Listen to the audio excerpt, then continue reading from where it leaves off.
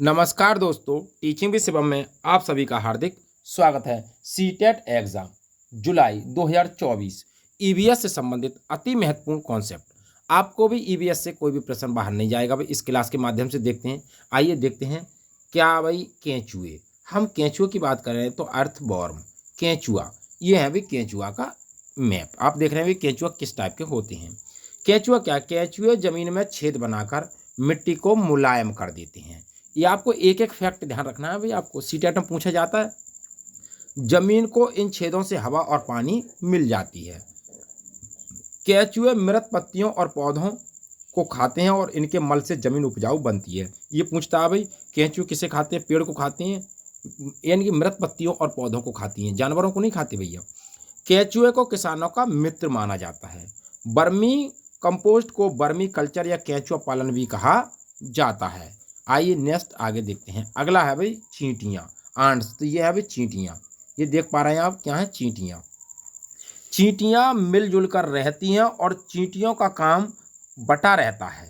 रानी चींटी अंडे देती है, सिपाही चींटियाँ बिल का ध्यान रखती हैं, काम करने वाली चींटियाँ भोजन ढूंढकर बिल तक लाती हैं। चींटियाँ चलते समय जमीन पर कुछ गंध छोड़ देती हैं, जिसे सूंघकर पीछे आने वाली चींटियों को रास्ता मिल जाता है। पहरेदार चींटी एक विशेष प्रकार की गंध के कारण दूसरी चींटी को पहचान लेती है। चींटियां खाने की चीज़ों को अपने बिल में जमा करती हैं। सामाजिक कीट, दीमक, ततैया, मधुमक्खियां और चींटियां होते हैं, ये समूह में रहते हैं। तो दीमक, ततैया, मधुमक्खियां और चींटियां ये सामाजिक कीट हैं भाई। क्या है, सामाजिक कीट हैं, ये समूह में रहते हैं। और चींटियां जब चलती हैं तो एक विशेष प्रकार की गंध छोड़ देती हैं, जिससे कि दूसरी चींटी को रास्ता मिल जाता है। कहाँ पर, यहाँ पर हमारी सहेली गई है भाई। आइए आगे देखते हैं।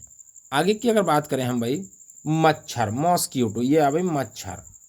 मच्छर हमारे शरीर की गंध खासकर पैरों के तलवे की ओर और हमारे शरीर की गर्मी से हमें ढूंढ लेते हैं। मच्छर पानी में अंडे देते हैं। किस में अंडे देते हैं? पानी में। डेंगू, मलेरिया, चिकनगुनिया बीमारी मच्छरों के द्वारा फैलती है। मक्खी से डायरिया, हैजा, टाइफाइड आदि बीमारियां फैलती हैं। मक्खियां अपने पैरों, नर बीवर पक्षी, नर बीवर पक्षी, ये है भाई नर बीवर पक्षी। नर बीवर पक्षी अपने अपने घोंसले बनाते हैं। मादा बीवर उन सभी घोंसलों को देखती है, फिर उनमें से जो घोंसला सबसे ज़्यादा पसंद आता है उसमें वे अंडे देती है। अगला है फाख्ता, यह है फाख्ता, जिसे गांव में भी पिड़की कहते हैं। गांव में क्या कहते हैं? इसे पिड़की। फाख्ता कैक्टस कांटों के बीच या मेहंदी की मेड़ में अपना घोंसला बनाती है। उल्लू, उल्लू अपनी गर्दन पीछे घुमा सकता है। कितनी गर्दन? 360 डिग्री तक अपनी गर्दन को घुमा लेता है। कौन? उल्लू। उल्लू की आंखें इंसानों की तरह सिर के सामने होती हैं, जबकि अधिकांश पक्षियों की आंखें सिर के दोनों ओर होती हैं। मैना झटके से अपनी गर्दन जो है आगे पीछे करती है, तो झटके से गर्दन को कौन मोड़ता है? मैना मोड़ती है। कलचुड़ी की बात करें, इंडियन रॉबिन, तो यह है कलचुड़ी, यह है कलचुड़ी। कलचुड़िया पत्थरों के बीच अपना घोंसला बनाती है। इनके घोंसलों में पौधों की नाजुक टहनी, जड़ें, ऊन, बाल, रुई सब बिछा रहता है। ये छोटे छोटे कीड़े खाती है। इनकी चोंच अंदर से लाल होती है कलचुड़ी की। आइए नेक्स्ट, पानी में मछलियाँ डालने से मछलियाँ मच्छरों के अंडे को खा जाती हैं। रेशम का कीड़ा, सिल्क वॉर्म, रेशम का कीड़ा अपनी माता को उसकी गंध से कई किलोमीटर दूरी से पहचान लेता है। तू धरती पे जहाँ भी रहेगी मैं तेरी खुशबू से पहचान लूँगा, ये कहता है रेशम का कीड़ा। चूहा, चूहों की देखने की क्षमता कम होती है, लेकिन इनके सूंघने, छूने और टेस्ट करने की क्षमता अधिक होती है। किसकी? चूहों की। आइए आगे देखते हैं पक्षी, वर्ड। पक्षी केवल अंडे देने के लिए घोंसला बनाते हैं। जब अंडों से बच्चे निकल जाते हैं तो वह घोंसला छोड़कर उड़ जाते हैं। घोंसला छोड़कर पक्षी अलग अलग जगह चले जाते हैं, पेड़ों पर, जमीन पर और पानी में रहने लगते हैं। अधिकतर पक्षियों की आंखें उनके सिर के दोनों तरफ होती हैं।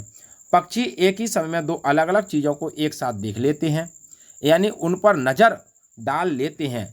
जब अलग अलग चीज़ों पर केंद्रित करते हैं तो उनका देखने का दायरा बढ़ जाता है, और जब ये बिल्कुल सामने देखते हैं तो इनकी दोनों आंखें एक ही चीज़ पर होती हैं।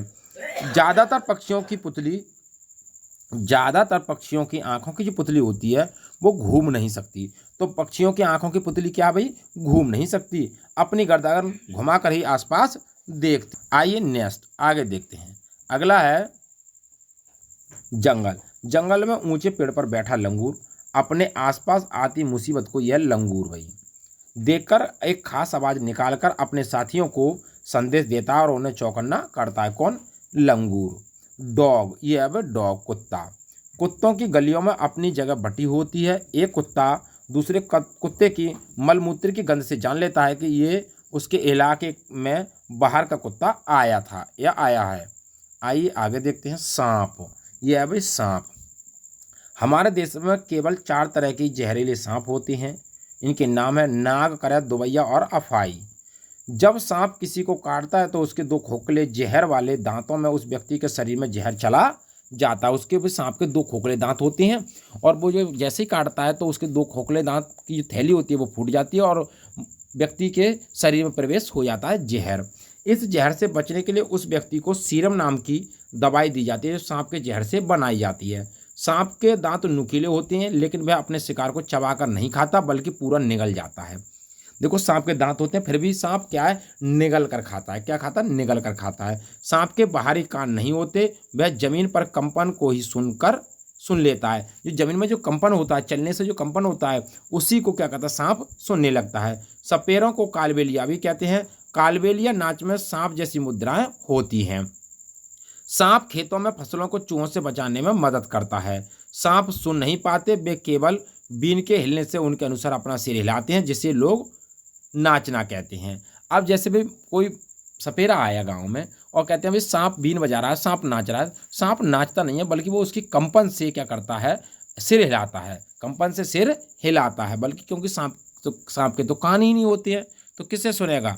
आइए आगे देखते हैं। अगला है हाथी। ये है भाई हाथी। हाथी को पानी और कीचड़ में खेलना बहुत पसंद लगता है।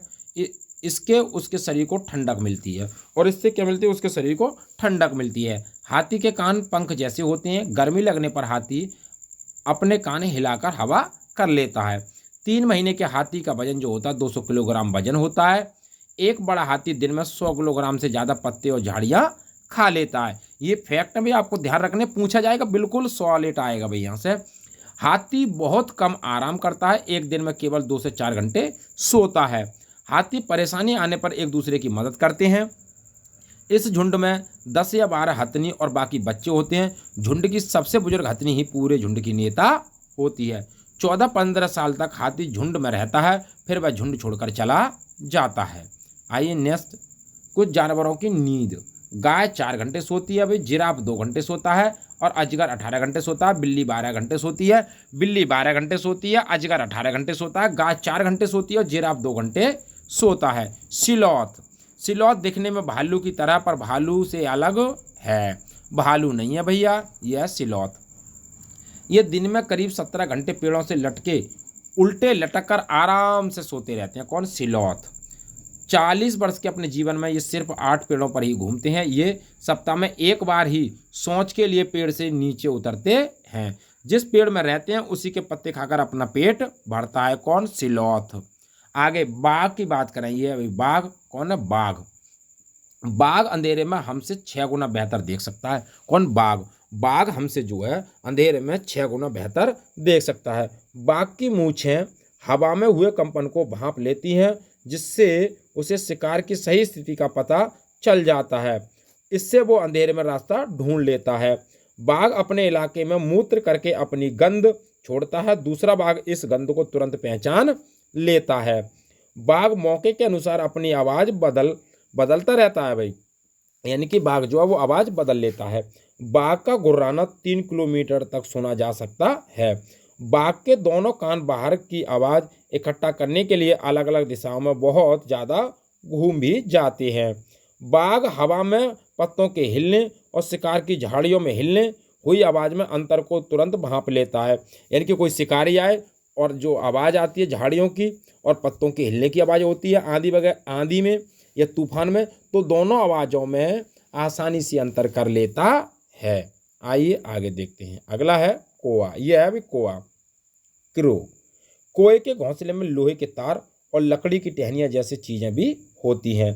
कोआ पेड़ की ऊंची डाल पर घोंसला बनाता है। कोयल अपना घोंसला नहीं बनाती, वह कोए के घोंसले में अंडे देती है।